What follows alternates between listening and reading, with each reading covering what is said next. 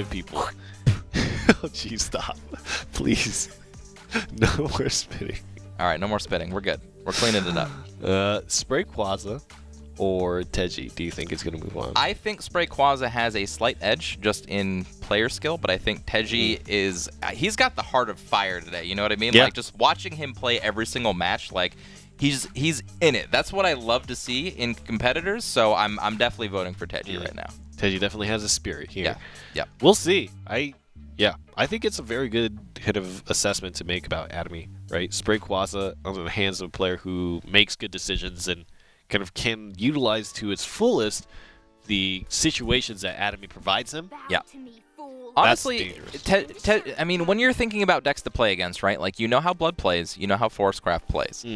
Atomy you can't really account for. You don't know if they're going to Atomy on turn 2. Apparently, it's possible. Or Atomy on turn 3 or 4 or whatever. Like, it's the hardest deck to actually know what you're doing against. Yeah. Once they play the Atomy and you've dealt with it, then it gets easier. But dealing with that first Atomy is the question. Looks like Shadow was the ban, so Forest will have to be played. And the SPRAYQUAZA taking out Sword, and I think it's exactly those reasons that we mentioned.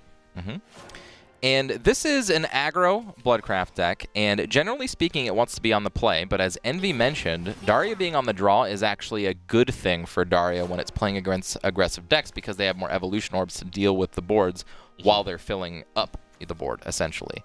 So I think this is a matchup where aggressive Blood decks are okay with going on the draw because they get more evolution orbs to progress throughout the game. And I really like the build that SPRAYQUAZA has. I mean, just like a couple Spiderweb imps here and there to like protect board, you know what I mean? It's such a good card. Yeah, it's just really good. So I'm actually surprised to see not a lot of Dark Generals in these decks. You know what I mean? Especially if they're playing things like Spiderweb Imp, Razor Claws, Blood Wolves, and all that kind of stuff. It's a nice, in my mind, guarantee for the deck. It's a guarantee that if your opponent can get you low at some point, or if you get yourself low enough fast enough, that you're just going to end the game. Yeah. On the evolution turn, it looks like Vanya is a choice. And that's a card that we haven't seen in a very, very long time, even in kind of formats that were unlimited, or at least previously before unlimited was introduced. I think this Vanya is a gross kind of turn. This is a gross turn. Jeez. This is Forest Bats at their highest potential. And I like the defensive attack there. Basically, because this is a race, and this is a lot more of a scary matchup for aggro Blood than you might think, because it might feel like aggressive Blood deck is ahead at point X in the game, like say turn 5, turn 6. All of a sudden, Daria just goes off, ends the game. So you've got to be careful when you're playing aggressive Blood to not allow too much damage to hit you. Yeah. Otherwise, Daria can just run away with the game. I also just like that for the perspective of, at least if the Magic Missile wasn't there, forcing the evolve and forcing the trade, right? Absolutely. And the hand that SPRAYQUAZA has, oh my god, it's not really durable. Now, these Night Hordes are doing amazing work. Yeah. But outside of that, it's just burn. But that's a lot of burn. I say just, but we're talking about a Blood Wolf and 3 Razor Claws already in hand. So if TEJJY doesn't maximize damage soon, these burn spells are just going to run away with the game. This is a big turn for TEJJY right now. He's got the 2 play point Daria. He needs to figure out some way. I think you can drop your Enchanted Blade. You can drop your Chimera. Wait, is he not dropping the Enchanted Sword? You could have just sworded and then Chimera. Yeah, fair. Okay. All same though. Okay. Doesn't the cast idea, a kaleidoscopic glow there. Oh, wow. Yeah, that's... this what we talking about. What are we talking about? This. Wow.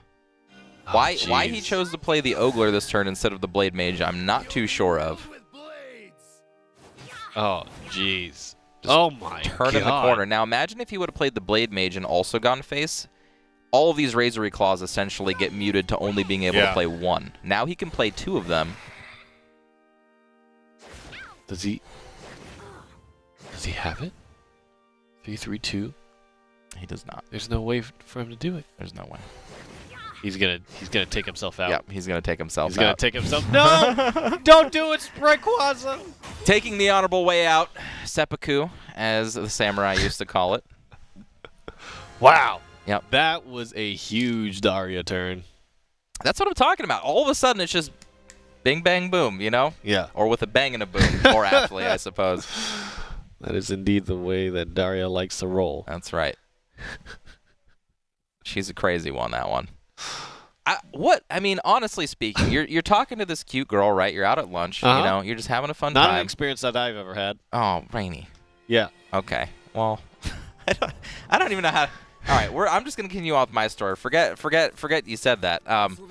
And you know, she's just cute, and she's like chanting some words. You're like, oh, you know, what are you doing? Like, what's going on? And then all of a sudden, like, octopus monster comes out of the sky, and like this winged lion comes out of the sky and just starts murdering everybody in your town.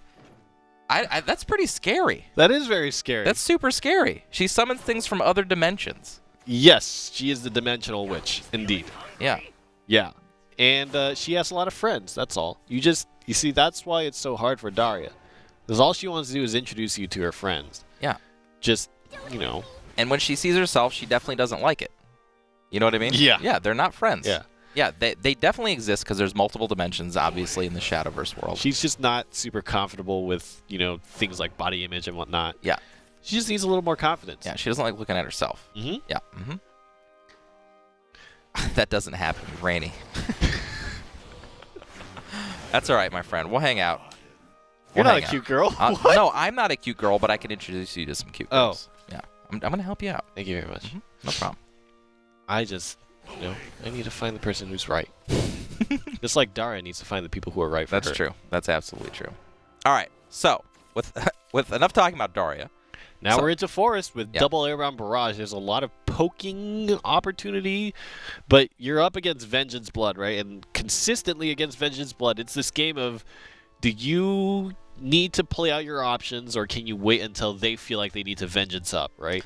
Because you don't want to play out your resources before they play things like their Belphegor, because that just never feels good. Then they just play the free Belphegor, and they're like, thanks, I'll take the card draw, Yeah. right? Well, this is kind of a mix. Like, I think this is more leans on the side of Control Blood.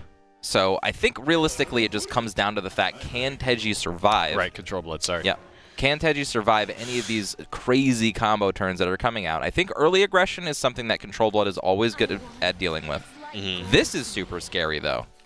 Yeah. Actually He has a dealing Mask 3 of to Black yourself. Death, which I actually kind of, a lot of people, in order to play their Belphegor, have opted to use their Mask of Black Death for that purpose, which I highly disagree with.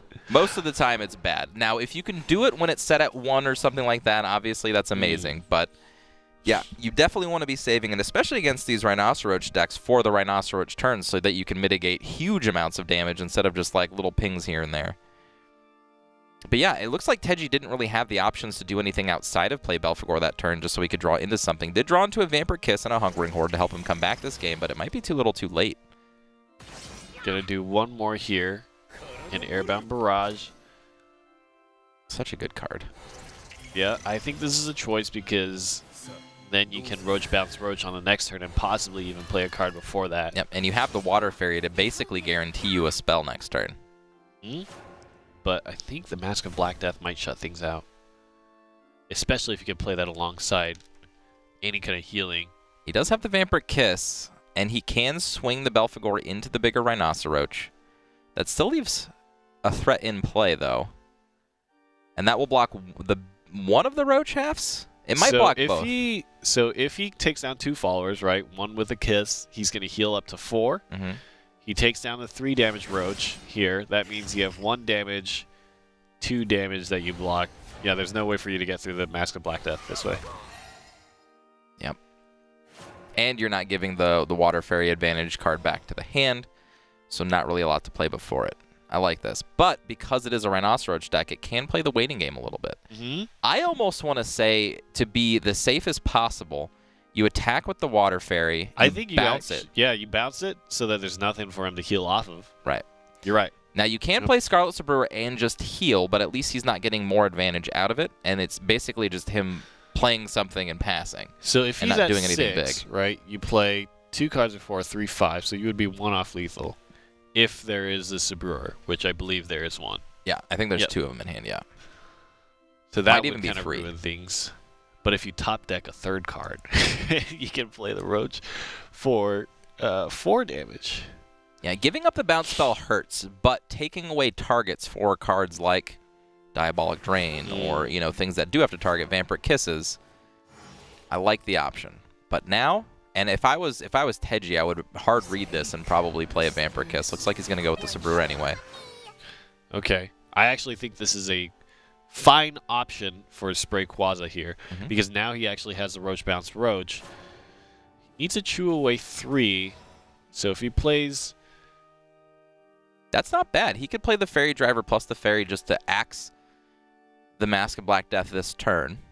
But then again, it wouldn't leave him with much. He could just wait it out. I feel like waiting it out is kind of scary. What will happen to you if you wait? I mean, if you wait, you give opportunity for more Scarlet Sabruras. You give opportunity to get close to those Temptress Vampire turns. Especially if like another Mask of Black Death comes out and then more healing happens on top of it. Oh my goodness. And it will. I guess there's a question of what do you know in your deck can amplify the Roach damage, right? Right. And from what we've been seeing, almost all, if not all, actually all that we've seen so far of our aggro Forestcraft players have literally just been doing this super aggressive, all-in, like, get rid of all my resources fast type of game plan. I think it might be too late at this point. The second Mask of Black Death plus double Sabrura. And again, there's no kind of zero-cost followers that you can gain in these Forestcraft decks, which I think hurts a lot. It's never too late. You think so? I mean, no, it's not. It's actually too late because Emerald is actually that's not an Emeralda. Is that an Azazel? It is an Azazel. Okay, so Azazel is actually going to help close this game out. Either one would have basically closed the door really quickly. It doesn't really give the Forestcraft player enough time to search for the end game. Yeah. Wow, the Mask of Black Death coming in just in the nick of time. Yeah. Double Mask of Black Death against Forestcraft is exactly what Envy was talking about. Mask of Black Death being probably the most important card in the matchup because it can mitigate so much damage. Yeah. That was crazy. SPRAYQUAZA falling down to the loser's end, and that means that Mana Surge is going to have to fight it out.